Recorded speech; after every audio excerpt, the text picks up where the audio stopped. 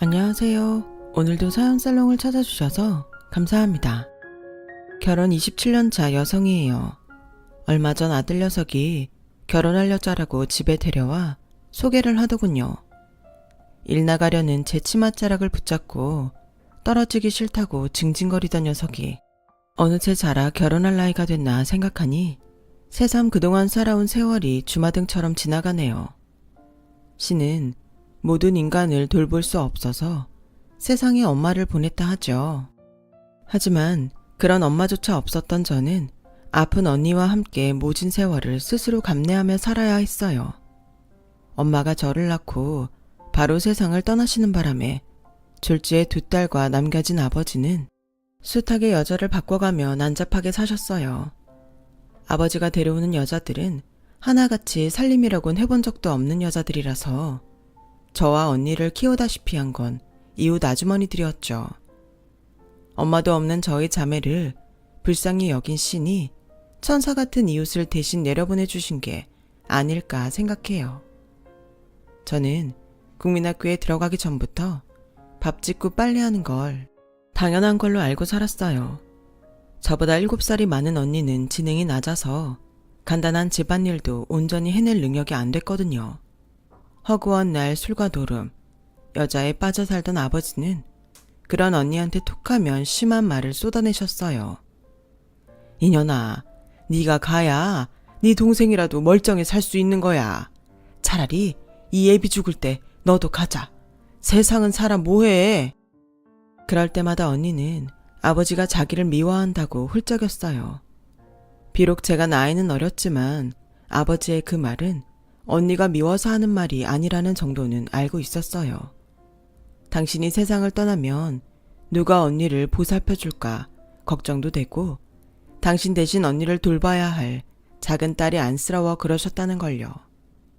하루도 조용할 날이 없던 어린 시절을 지나 제가 고등학생이 되던 해 아버지는 유례없는 물난리로 불어난 하천에 빠져 세상을 떠나셨어요. 아버지를 잃었다는 슬픔도 잠깐, 당장 먹고 살 길이 막막하더군요. 비록 부모로서 제대로 된 노릇을 하지는 못했지만 그래도 생활비는 꼬박꼬박 벌어다 주셨는데 이제는 그런 아버지마저 없으니 저랑 언니는 꼼짝없이 굶어 죽게 될 판이었거든요. 언니는 비록 몸은 성인이었지만 지능은 유치원 아이 수준에 불과했던 터라 돈벌이를 하는 건 불가능했어요. 결국 그 일은 제가 맡아야 했죠. 고등학교에 들어가 한 학기도 마치지 못한 상태에 저는 학교를 그만뒀어요. 다행히 저희 집 사정을 잘 아시는 동네 아주머니들이 저를 식당 일이며 장판, 도배 일을 하는데 데리고 다녀주셔서 굶지 않고 살 수 있었죠. 집에 혼자 있기 싫다고 징징거리는 언니는 슈퍼 아주머니가 가게에 데려다 봉투 붙이고 양말 포장하는 일을 시키며 제가 일 끝나고 집에 올 때까지 돌봐주셨어요. 놀면 뭐해? 소일거리라도 해서 반찬값이라도 벌어야지. 네 언니는 내가 데리고 있을 테니까 넌 언니 걱정 말고 돈벌이나 신경 써. 슈퍼 아주머니 덕분에 언니가 부업으로 버는 돈으로 쌀도 사고 시장도 볼 수 있었어요. 아버지가 돌아가시고 막막하기만 했던 생활이 조금씩 안정을 찾아가게 되었죠. 도배 일이 힘들긴 해도 내가 일한 만큼 꼬박꼬박 일당으로 받을 수 있어서 돈 모으는 재미가 쏠쏠했어요. 그렇게 몇 년을 동네 아주머니를 따라다니며 도배 일을 배운 저는 어엿한 도배사가 돼서 웬만한 직장인 월급보다 더 벌게 되었어요. 생활이 안정되니 그제야 못다한 학업에 대한 아쉬움이 생기더군요. 다른 건 몰라도 고등학교 졸업장은 따고 싶었거든요. 마침 그때 동네 할머니 한 분이 주부학교에 다닌다는 소리를 듣게 되었어요. 형편상 학업을 그만둔 성인들을 위한 학교라고 하더군요. 그래서 저도 그 학교에 찾아갔더랬죠. 사무처에 계시는 직원분이 저를 보곤 몇 살이냐고 물었어요. 21살이라고 했더니 그럼 여기서 공부할 게 아니라 차라리 검정고시를 보라고 하더라고요. 그렇게 저는 검정고시 학원에 등록하게 됐고 그곳에서 지금의 남편과 만나게 되었어요. 남편은 검정고시학원 국어 강사였는데 그 학원 강사들 중 가장 젊었어요. 사실 남편은 정식 강사는 아니고 출산 휴가를 떠난 선배를 대신해 임시로 강의를 맡고 있었죠. 군에서 제대하고 복학을 앞두고 있던 상태였거든요. 사회에 복귀한 지 얼마 안 된 터라 군기가 몸에 밴 상태였던 남편은 학원에서 열혈 강사로 통했어요. 그런 탓에 남편은 학생들 사이에서 인기가 없었는데 이상하게 저는 남편이 처음부터 좋더라고요.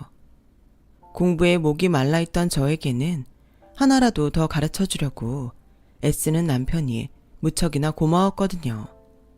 남편 역시 강의 시간마다 초롱초롱한 눈빛으로 수업에 임하는 제가 기특했다고 하더라고요.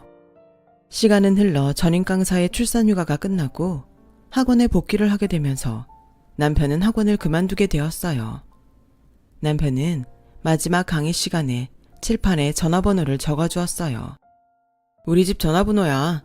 공부하다가 모르는 게 있거든 전화해. 낮에는 내가 학교에 가야 해서 못 받을 것 같고 7시 이후라면 언제든 좋으니까 마음 놓고 전화해. 물론 강의실에 있는 학생들을 상대로 한 말이겠지만 제 입장에선 마치 저에게 전화하라는 사인 같았어요. 학원 내에서 강사와 학생이 연애를 하는 건 금지사항이었기에 그렇게 자신의 연락처를 남긴 거라고 생각했죠.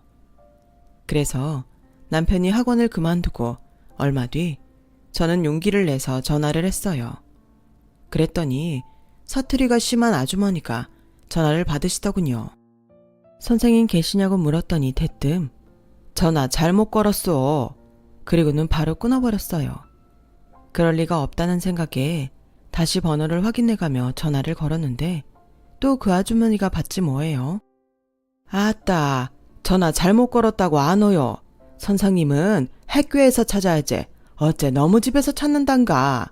전화세 나간 깨로 끊어요. 이번에도 제 말은 더 듣지 않고 바로 끊어버렸어요. 그제야 가짜 전화번호를 써준 게 아닐까 의심이 가더라고요. 괜히 혼자 김칫국을 사발로 마신 것 같아서 화도 나고 서운했어요. 그래서 남편을 잊자 생각하고 다시 공부와 도배일에만 열중하고 있었죠. 그런데 하루는 일 끝나고 집에 돌아왔는데 주인집 아주머니가 달려와 방에 손님이 기다리고 있다지 뭐예요. 그래서 방문을 열어보니 언니랑 남편이 TV를 보고 있는 거예요. 왔어요. 정임씨 올 때까지 밖에서 기다리겠다고 했더니 주인 아주머니가 한사코 안에 들어가 있으라고 하셔서 실례인 줄 알지만 들어와 있었어요. 언니분이 과자도 내주셔서 같이 먹으면서 TV 보고 있었어요. 순간 제 얼굴이 발갛게 달아올랐어요. 갑작스런 남편의 등장에 놀라기도 했지만 그보다 감추고 싶은 치부를 들킨 것 같았거든요. 남들과 다른 저희 언니 말이에요. 이런 집에서 남다른 언니랑 사는 주제에 그동안 사랑 타령을 했냐고 손가락질 받을 것만 같았거든요. 물론 남편은 전혀 그런 의도가 없었겠지만 도둑이 제발저린다고 제 스스로 가졌던 죄책감이 그렇게 저를 몰아붙이고 있었어요. 남편 보기 창피하더라고요. 그런 제 마음과 달리 남편은 언니랑 너무나도 자연스럽게 대화를 나누고 웃고 있더라고요. 저는 남편을 밖으로 불러냈어요. 남편은 제 표정을 보곤 자기가 실수를 한 것 같다며 사과하더군요. 저희 어머니께서 선생님을 찾는 전화가 자꾸 온다고 하셔서 난 당연히 정임씨일 거라고 생각했어요. 그래서 학원에 전화를 했더니 정임씨 주소를 가르쳐 주더라고요. 정임씨가 우리 집에 전화한 거 아니었어요? 창피함 때문이었을까요? 나도 모르게 퉁명스럽게 답했어요. 아니요, 난 전화한 적 없는데요. 제가 뭐하러 야심한 밤에 남의 집에 전화를 하겠어요. 그리고 이젠 선생님도 아니면서 학생이 그깟 전화 한 번 했다고 집까지 찾아오시나요? 참, 할 일도 없으시네요. 미안해요. 난 정임씨가 중요한 일이 있어서 전화한 줄 알고 내가 착각을 한 모양이네요. 그런데 야심한 밤인 건 어떻게 알았어요? 난 전화가 언제 왔었는지 말 안 했었는데 그건 전화를 건 사람 아니면 모를 텐데요. 정임씨가 전화한 거 맞죠? 처음부터 내가 했다고 사실대로 말할 걸. 괜히 거짓말했다가 꼴만 우습게 되었어요. 안 그래도 창피함에 붉어진 얼굴이 금방이라도 터져버릴 것처럼 뜨끈뜨끈하게 달아올랐어요. 복학하고 선후배들이랑 술자리가 잦아서 요즘 집에 늦게 들어갔어요. 정임씨 전화 못 받아서 미안해요. 앞으로는 내가 꼭 받을 테니까 또 전화해 줄래요? 거짓말을 하고도 오히려 툴툴거리는 제게 남편은 따뜻하게 말해주었어요. 그래서 고개도 못 든 채 고개만 끄덕끄덕 움직였죠.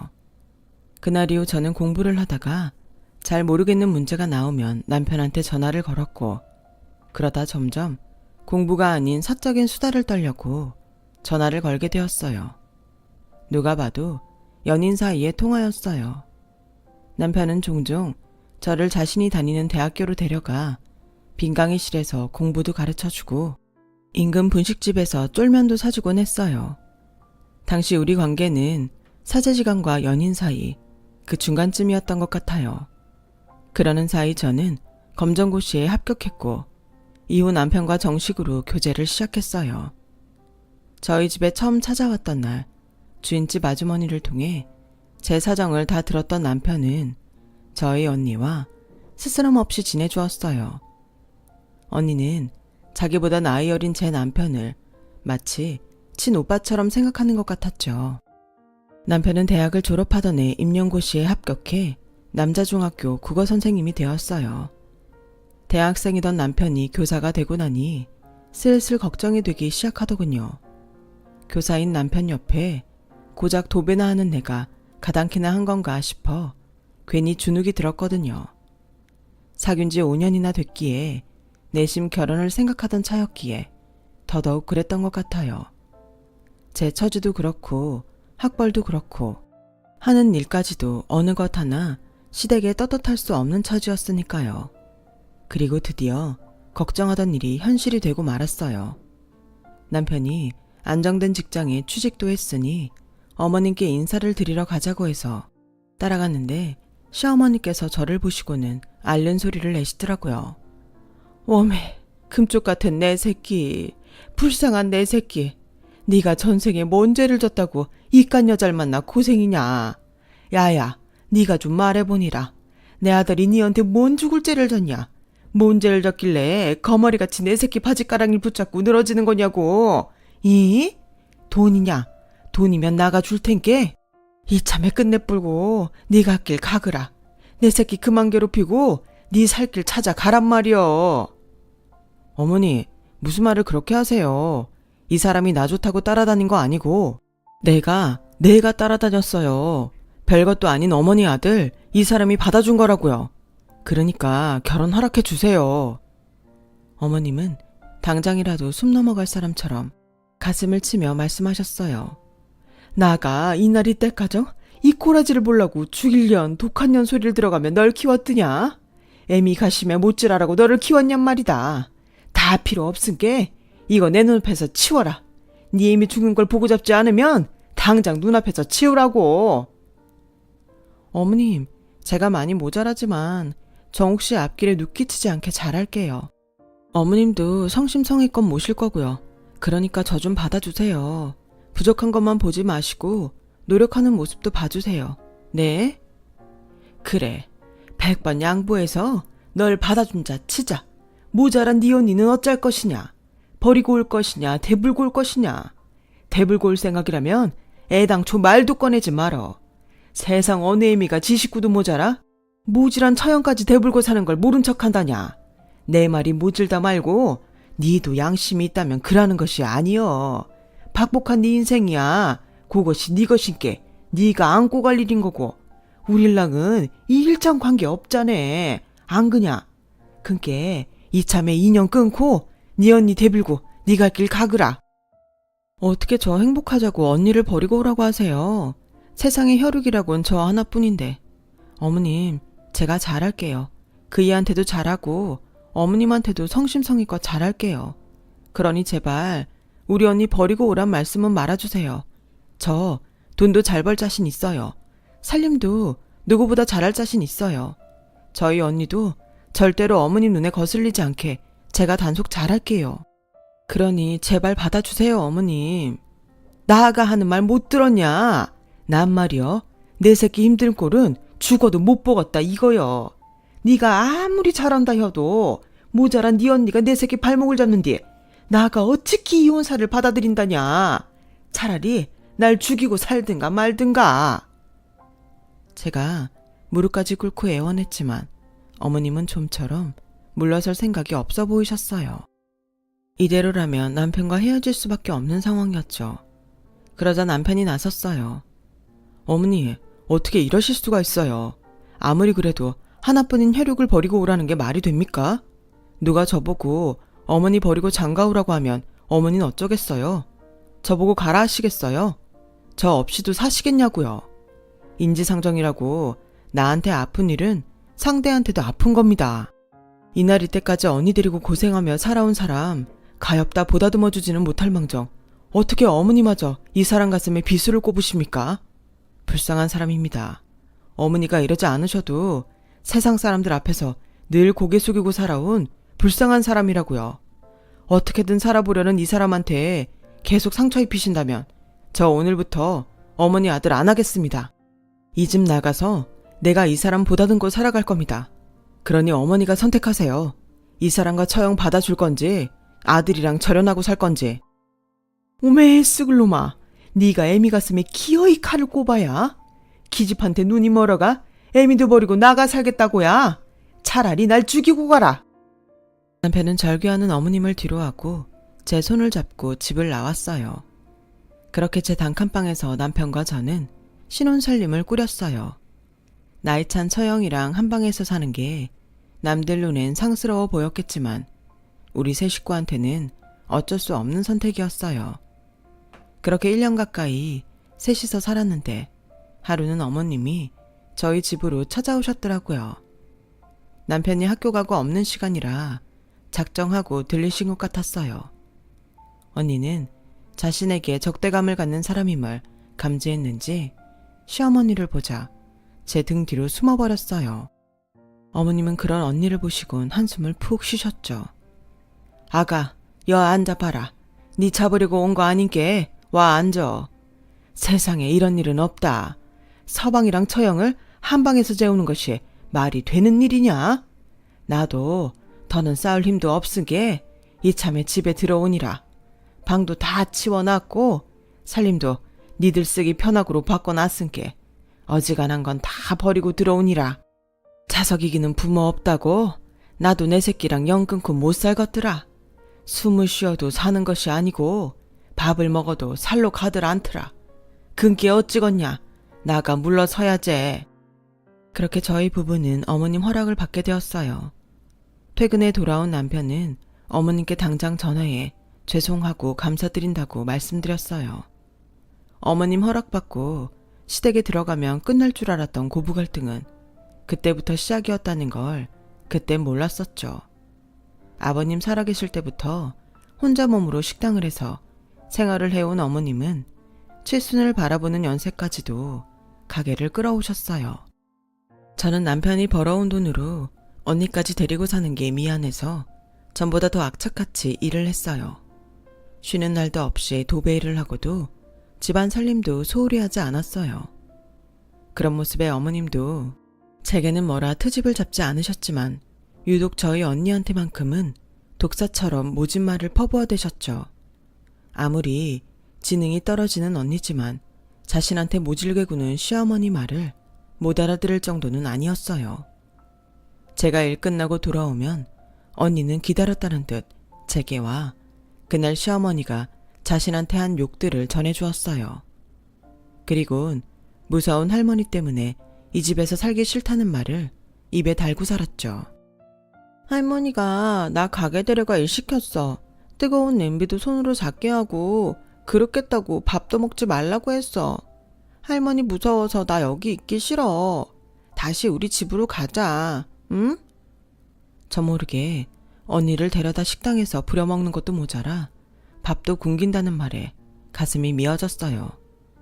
그렇다고 어머님한테 따질 수도 없는 처지라 언니를 달래고 난 몰래 눈물을 훔칠 뿐이었죠. 그러던 어느 날이었어요.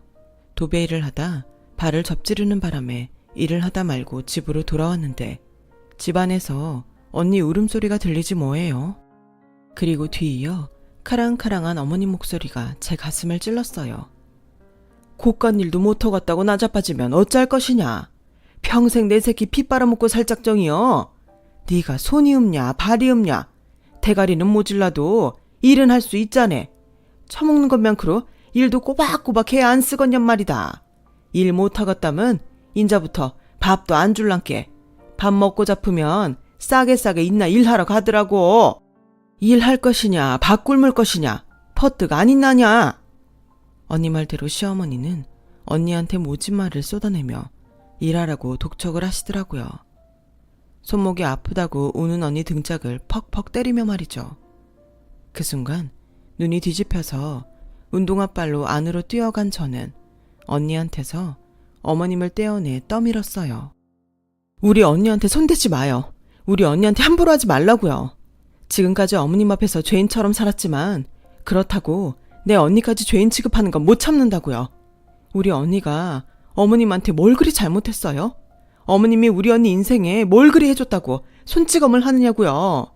우리 언니가 잘난 어머님 아들 인생 발목 잡을까 봐요. 그건 어머님 생각이죠.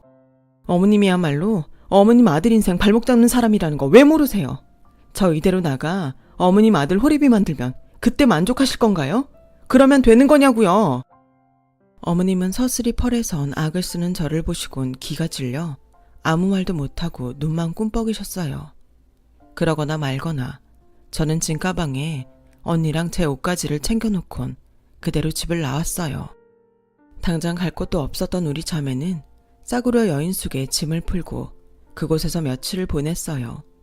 생각할수록 눈물만 나더군요. 처음부터 반대하는 결혼 뭐하러 해가지곤 나도 언니도 이 꼴을 당하고 살았나 싶은 게 내 자신이 그렇게 미울 수가 없었어요. 이런 제 마음을 아는지 모르는지 언니는 여행 떠난 아이처럼 한껏 들떠선 즐거워하더군요. 방 안에 틀어박혀 눈물만 찍어내다 언니가 배고프다고 해서 식당을 찾아 밖으로 나왔어요. 그런데 언니가 자꾸 어머님 가게 근처에 있는 만두집에 가자고 하는 거예요. 만두집은 어디에도 있으니까 그냥 근처에서 사 먹자는데도 도통 말을 듣지 않더라고요. 혹여 근처에 갔다가 어머님이랑 마주치기라도 하면 어쩌나 걱정이 됐지만 언니가 울고불고 하는 통에 결국 그리로 가게 됐어요. 언니랑 제가 가게로 들어가자 주방에서 만두를 빚던 주인 남자가 화색을 띠며 달려나왔어요. 다리를 절뚝이면서 말이죠. 남자를 보자 언니도 신이 나서 몸을 베베 꼬더라고요. 그 모습은 마치 연애하던 시절 남편과 제 모습과 흡사했어요. 그동안 어린 줄만 알았던 언니가 누군가를 사랑할 수 있다는 걸 그때서야 알게 된 거예요. 남자는 제게 꾸벅 인사를 하더니 어렵게 입을 열었어요. 안 그래도 일간 한번 찾아뵈려고 했는데 직접 오셨네요. 거두절미하고 제가 죽일 놈입니다. 남도식당 아주머니는 죄가 없어요. 모두 저 때문에 그러신 거예요. 남자는 제게 도통 알 수 없는 소리를 했어요.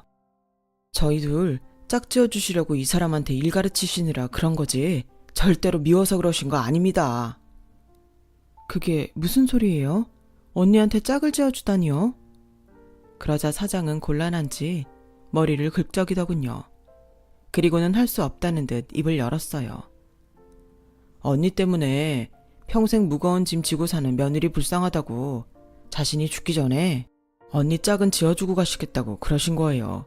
제가 언니분보다 나이도 많고 다리도 이 모양이라서 처음엔 남도시장 아주머니가 반대 많이 하셨어요.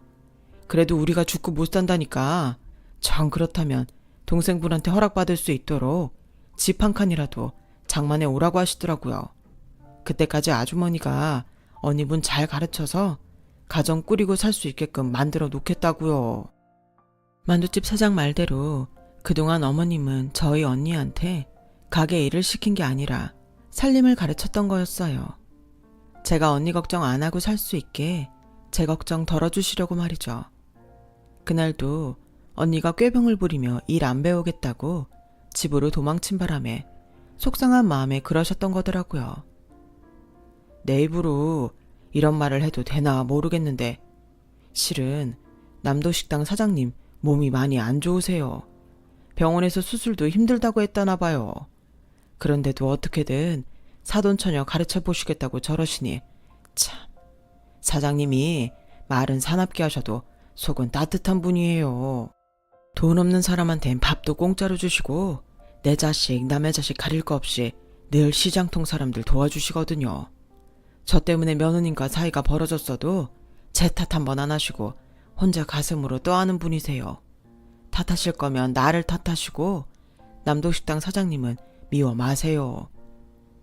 만두집 사장 말에 하늘이 무너지는 것 같았어요. 병원에서도 손 놓을 정도로 아프신데 며느리란 사람이 그것도 모르고 있었다니. 그래놓고 어머님 속마음도 모르고 내 언니를 구박한다고 집까지 나왔으니 이 죄를 다 어떻게 갚죠? 그 길로 어머님 가게로 달려갔어요. 주방 뒤편에선 가쁜 숨을 몰아쉬시며 간신히 버티고 계신 어머님을 보니 눈물이 앞을 가리더군요. 그래서 그 앞에 무릎 꿇고 빌었어요. 어머님, 제가 잘못했어요. 이렇게 아프신 줄도 모르고 제가 어머님을 오해했어요. 어머님 잘모시겠다고 약속해놓곤 제 살 궁리만 하고 살았어요. 어머님, 죄송해요. 어머님은 그런 제 손을 잡으시며 오히려 당신이 미안하다고 하시더군요. 나가 거친 시장바닥서 살아와 그런가 입도 험하고 너한테 상처도 많이 주지 않았냐. 지렁이도 밟으면 꿈틀 헌다는데 하물며 사람은 오죽하겠어. 내 죄지 네 죄 아닌께 일하고 있지 말고 언능 있나야. 네가 일하면 나가 속이 찢어진 게. 제 손을 쓸어주시는 어머님의 거친 손이 그날따라 무척 따뜻했어요. 어머님 덕분에 언니는 스스로 밥도 짓고 반찬도 만들 정도로 주방 일을 익혔고 이듬해 봄에 만두집 사장이랑 결혼식을 올렸어요. 그리고 어머님은 같은 해 겨울 잠드신 상태로 세상을 떠나셨고요. 제 아들 태어나기도 이전의 일인데 아직도 눈앞에 선하네요. 그건 어쩌면 이젠 어머님의 거친 말을 듣고 싶어도 들을 수 없기에 제가 어머님 살아생전 기억을 꼭 붙들고 사는 탓이겠죠. 제가 어제 어머님 제사상을 준비하고 어머님 생각이 많이 났나 봅니다. 비록 말씀은 거칠었지만 저와 제 언니까지 가슴으로 안아주신 속 깊은 시어머니를 생각하며 이만 사연을 마치겠습니다. 지금까지 이야기 들어주셔서 감사합니다. 건강들 하세요. 여러분, 사연 댓글에 응원과 현명한 조언 부탁드려요. 좋아요와 구독은 저에게 큰 힘이 됩니다. 오늘도 좋은 일 가득하세요.